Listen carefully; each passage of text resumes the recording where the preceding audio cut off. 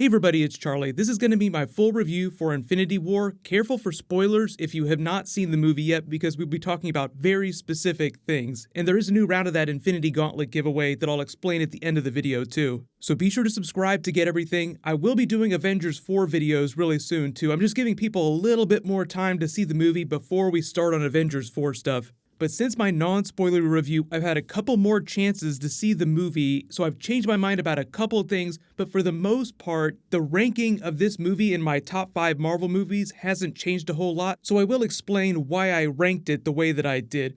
So even though Avengers 4 is part 2 to this movie, they tried to use Infinity War to bookend a lot of character arcs because there are just too many characters to fit them all in Infinity War, which is why there were some notable absences like Ant-Man and Hawkeye. Like, they just didn't bother to include the ones that weren't critical for this part of the plot. But I think for all the plot that this movie had to handle, it really did try hard to give everybody those character moments in a way that you didn't get those during Age of Ultron. So I feel like Infinity War did a really good job of correcting a lot of the mistakes and the flaws of Avengers Age of Ultron, which was mostly a plot-based film at the expense of character moments. So a really good example of that is the legwork that they try to do with Scarlet Witch and Vision, even though we haven't had a whole lot of their relationship. Like, the last big scene that we had with them was the paprika when they were cooking together that implied that there might be a relationship with them. So you get to this movie and they're just together. Like, they just expect you to get that. But they give them some of those deep character moments before the big twist at the end of the film. We can talk about the end of the film in a second too.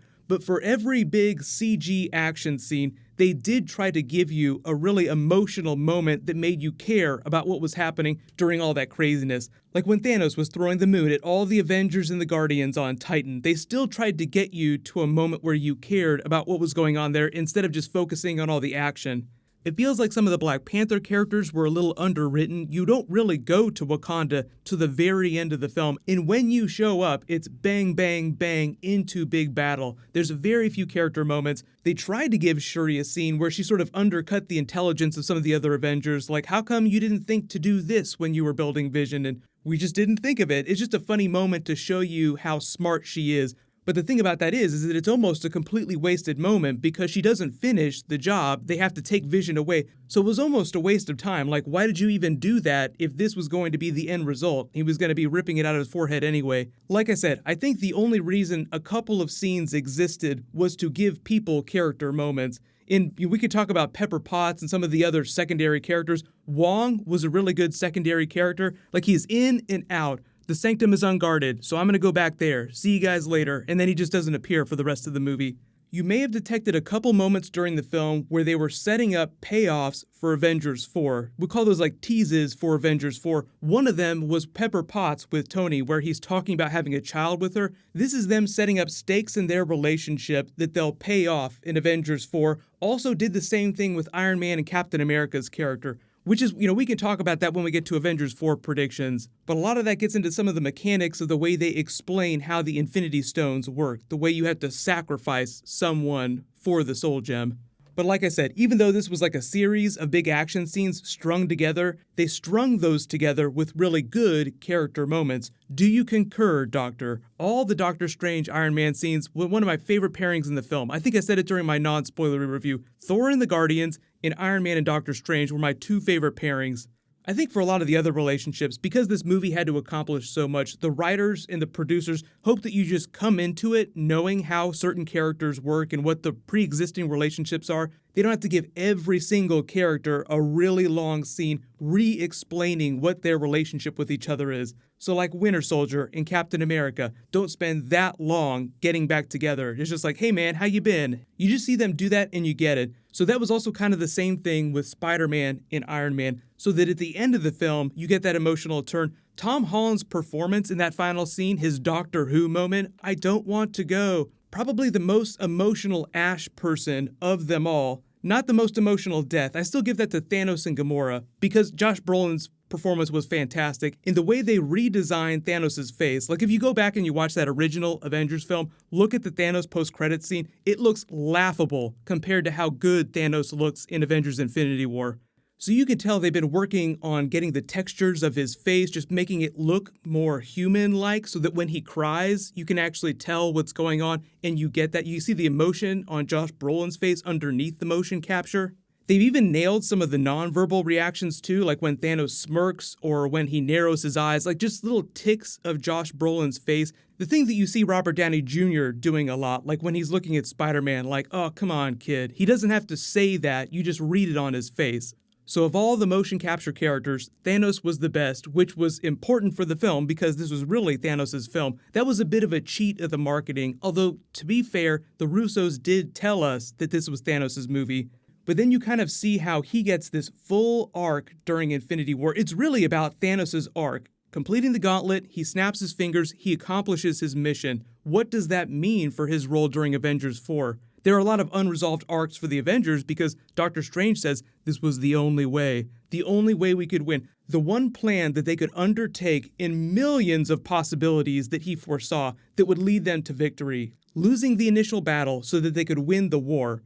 What does that say about Thanos during Avengers 4? Is he even going to be a main character? They have to get the gauntlet from him. But I think that's why Kevin Feige and the Russos changed the title of Avengers 4 to Untitled, and it's going to be something different. Because Infinity War is Thanos' arc from start to finish. He has nothing more to do, like he's chilling out on what looks like Gamora's planet, which he said had become a paradise since he destroyed half of all life there, just sort of marveling at his accomplishment. I'm happy, I can finally relax and enjoy myself. That's them telling you that he's done, he has nothing more left to do. I think the reason that a lot of the mainstream media knocked the movie down a little bit is some of the table setting that they did in addition to that. So there's all these strings in the background too. Like you have to set up all the Avengers arcs, this big tease of Doctor Strange's, his secret plan with Iron Man. We're gonna lose this battle so that we can win the war. In pursuit of that, there are a lot of cheats that the movie just expects you to be on board with, which I was totally fine with, but it's kind of funny the second or third time you see the movie, you pick up on those things a little bit more, like Scarlet Witch's accent. This is what she sounded like during Age of Ultron when she first debuted. But I saw Stark's fear. I knew it would control him, make him self-destruct. Everyone creates the thing they dread. During Captain America Civil War, she still kind of had that accent a little bit, but then during Infinity War, the funny thing you may have noticed is that she doesn't have an accent at all. It's almost like they just decided to drop it. Like, you know what?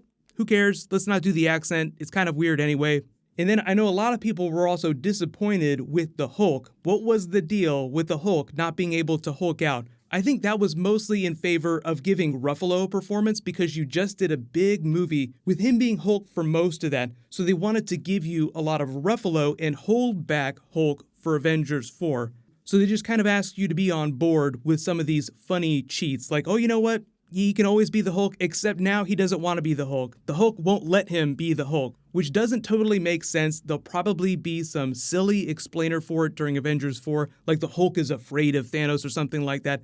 I haven't changed my mind about some of the things that I think did not work, like the Black Order, for instance. Some of the CG just wasn't great. Ebony Maw was amazing. Of all the Black Order, he was definitely my favorite. The Russos even said before the movie came out that he had become an early fan favorite. But Proxima Midnight's motion capture was not good at all. Carrie Coon, the actress that was doing the voice for her, is an amazing actress, but for whatever reason, the motion capture just was not on point.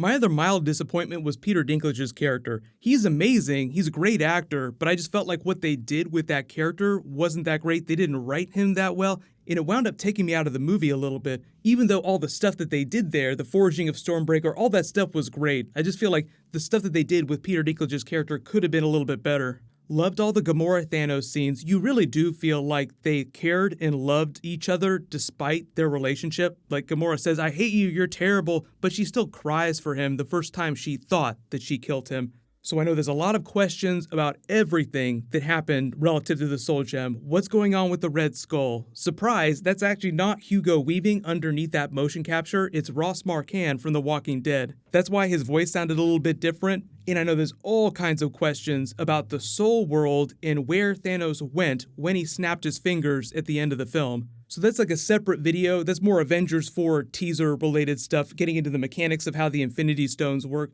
But don't worry, just be thinking Soul World, something still alive inside the Soul Gem. I think for the most part, they did earn their ending where everyone turns to ash. Like I said, this was meant to be the culmination of Thanos' arc, his goal was to snap his fingers and erase half of all life. So they reminded you of that at least like 3 times during the film. They kept referring to him snapping his fingers, and so of course he was going to snap his fingers at the end. But you do kind of have to laugh if you follow a lot of these movies. You can kind of see the table setting they're doing. So they're wiping a lot of characters, literally wiping them off the board, so that there are fewer characters to deal with in Avengers 4 and going to be a little bit more personal, and they can bring characters off the bench like Ant-Man and Hawkeye and Captain Marvel now. So I think a lot of the mainstream media is knocking the movie for being very obvious about that. Like, they wiped Black Panther away. We know he's getting a sequel, so you know he's coming back. You know Spider-Man is coming back because they're filming Spider-Man 2 this summer. So there are a couple big comic book movie moments that you're just asked to accept. Like, okay, yeah, we know they're coming back. We know how this works. But they still earn those emotional turns. You still cry a little bit when Spider-Man says, "I don't want to go, Mr. Stark." But of course, some of my next couple of videos will be explaining some of the bigger twists, the mechanics of the Soul Gem, why I think the Soul World is a really important thing, and why I think that Captain America is going to be the person that Iron Man has to sacrifice to wield the Infinity Gauntlet in Avengers 4. So I will say, after they explained Gamora and how Thanos had to sacrifice her, Captain America shot to the top of my death predictions list for Avengers 4. Because if they're going to fix the universe, they have to wield the Soul Gem amongst the other gems, meaning that whoever wields that gauntlet has to sacrifice someone to the Soul Gem. And because of the parallels between Tony and Thanos' arcs, I too have had visions of you, Stark. Thanos saw Stark, so they're putting them on this parallel arc. So if Thanos wore the gauntlet in this movie, then it's probably going to be Tony to wear the gauntlet in Avengers 4. But just be thinking about that. Don't worry, those videos will post over the course of the weekend. Leave all your requests in the comments below. I know you're all asking where I rank this now in my top 5 Marvel films, so Winter Soldier is still my favorite, but Infinity War is now my second favorite, close second, then Black Panther, then the original Iron Man film, still holds up, still an amazing film, then Captain America Civil War. So for the most part, pretty quality all around, but these are just my top 5 that stand above the rest right now. Big question for you guys though, where do you rank Infinity War in your list of favorite Marvel films now? There's a new round of the Infinity Gauntlet giveaway. All you have to do to enter that is be a subscriber and leave a comment on the video. Congratulations to the winner from my last video, Michael Bradley. Please private message me so I can get your contact details. Click here for my post-credit scene video, and click here for that other new Deadpool trailer. Thank you so much for watching. Everybody stay awesome. I'll see you guys tonight.